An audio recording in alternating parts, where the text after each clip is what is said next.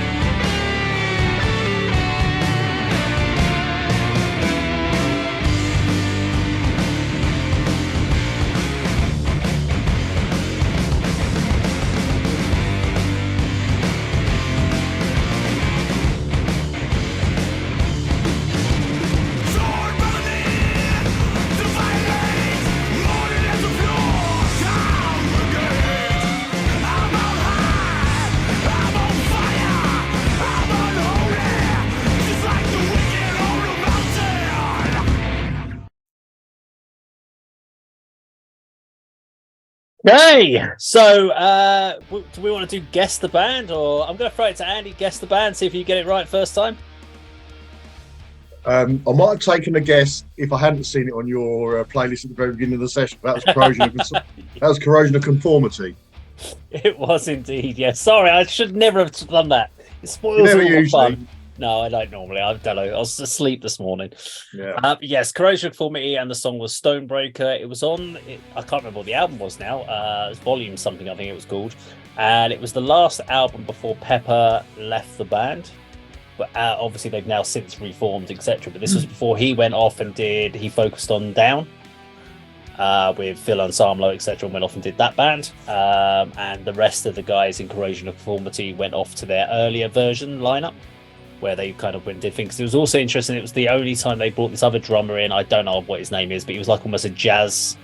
He's like a jazz fusion drummer. They brought in for this album. So they've had a lot of lineup changes and different styles and stuff. But yeah, interesting track. I'll give my kind of thoughts about that track at the end, but I'm going to throw it over to Andy. You might as well kick this one off as you started already. Yeah. Like I say, I may have guessed it was the Corrosion of Conformity, but I did see it on your list.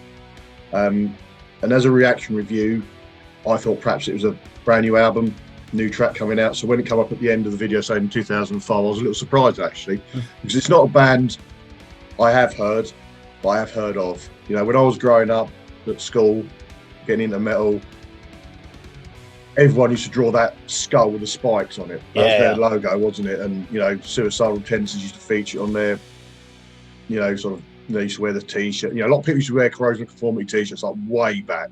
You know, so not a band I ever got into. I'm not quite sure why, but I really did enjoy that. That was sort of stoner metal, wasn't it? Yeah.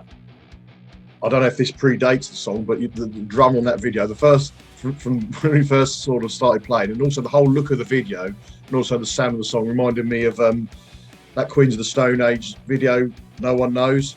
You know, Dave Grohl's got his sticks right up high and he's doing it, you know, but it's the whole look. Might be around the same time, yeah. His seating position and where he was sort of placed with the other members of the band in the video just reminded me of that particular song as well, that particular video.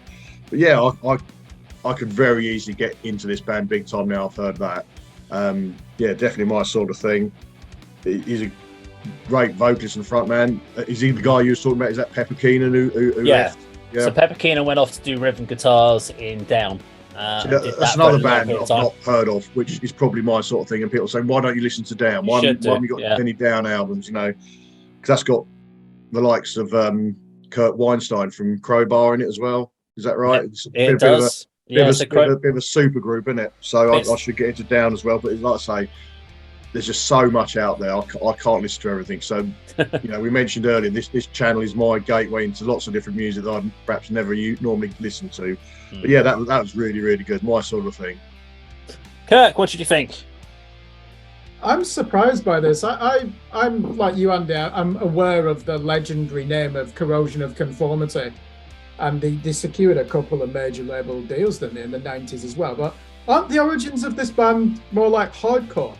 I thought so, yeah. Yeah, I'll give you a bit. Skaters and punk and that, you know, hardcore, yeah. Well, what I'll do is I'll give you a bit of a rundown at the end about the band, so just to help you out. But yeah, what did you think about this particular track then? Surprised that it's 2005. I assumed that would be late 90s.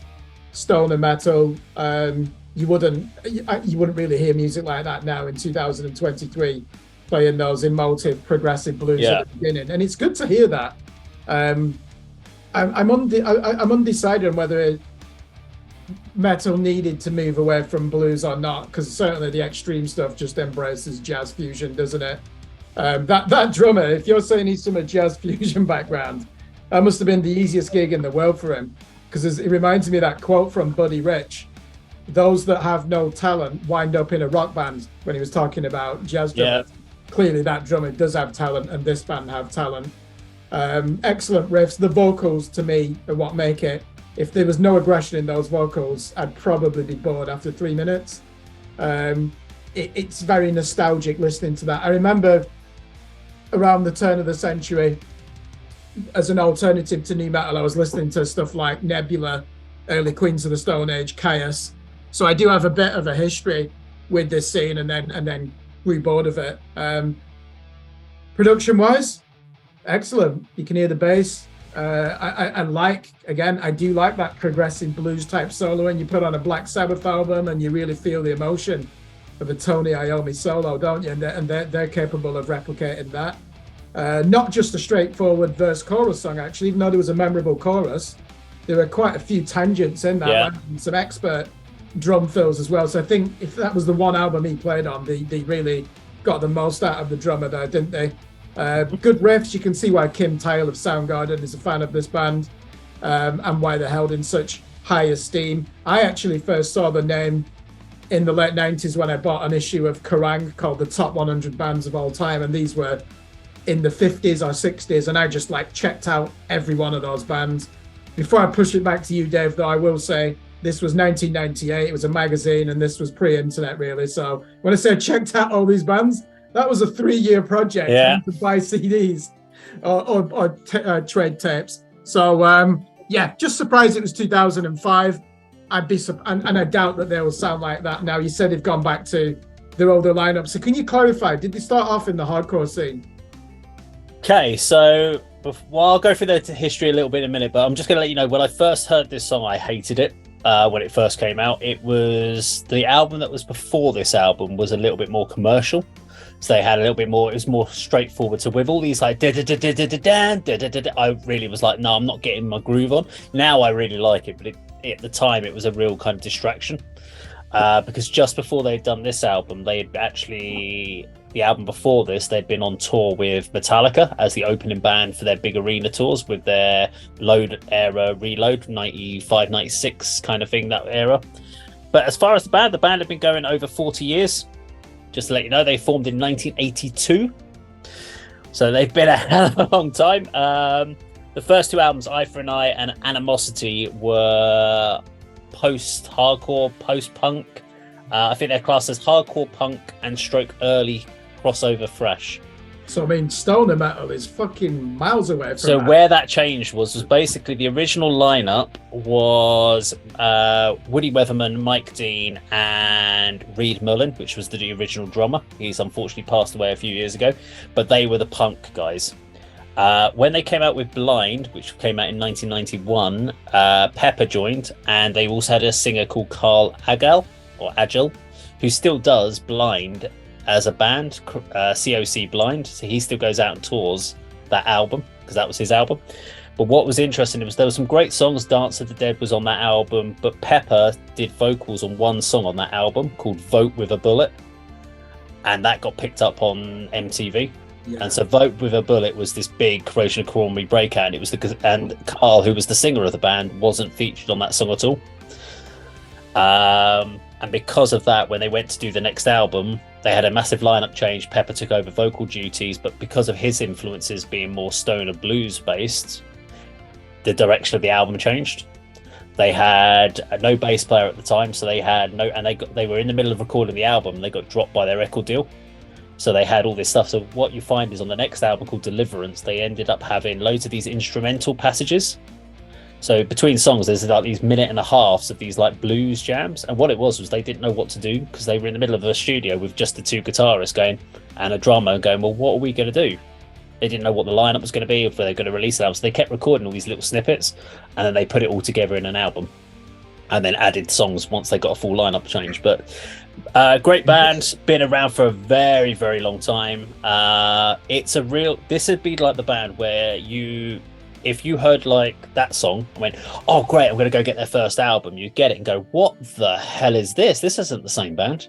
Yeah, and they've got a massive catalogue. There's a period where Pepper left and did Down. The band released 3 other albums, or 2 or 3 albums, I think it was, and they went back to their hardcore punk days. So they released 2 or 3 albums of like hardcore punk, and then Pepper rejoined, and then they did a new album which was stoner. And you're like, it's such an eclectic thing under the same banner. That's what puts me off going through the back catalogue, because if I was there from the beginning as a crossover thrash fan, I wouldn't be impressed by the transition to stoner metal. But No. You can't exactly say it's selling out, unlike Metallica, who go from thrash to hard rock. You can't exactly say changing your sound from hardcore, which is never going to be played on the radio, to stoner metal, which is not really going to be played on the radio, is a sellout. It's very unusual, isn't it, to see that kind of change? Yeah. I actually, I'm going to retract what I said. It makes me want to go and listen to the hardcore crossover era of the band now. And if you said that these were people wearing their t-shirts and suicidal tendencies, I can see myself going back, listening to those albums, and then instantly hating the stoner metal stuff. It's one of those ones that if you wanted to compare the two, so Animosity is the one you want to check out for their hardcore punk days, and Deliverance is the one you want to check out for their later stages. Deliverance is by far their best album, in my opinion, for the stoner, sludge, groove, metal elements, and their songwriting on the album was amazing. So it's definitely the album to go check out. But yeah, Animosity, I've heard that. I've got it on the MP3s as well. So it is a great album, but it is very different. I think Mike Dean, the bass player, does vocals on it. So it's very, very different to what you expect on later stuff. So there you go. That was Corrosion of Conformity and Stonebreaker. Now, if you like this video, please do like, share, and subscribe, and we'll see you on another video sometime very soon. Take care.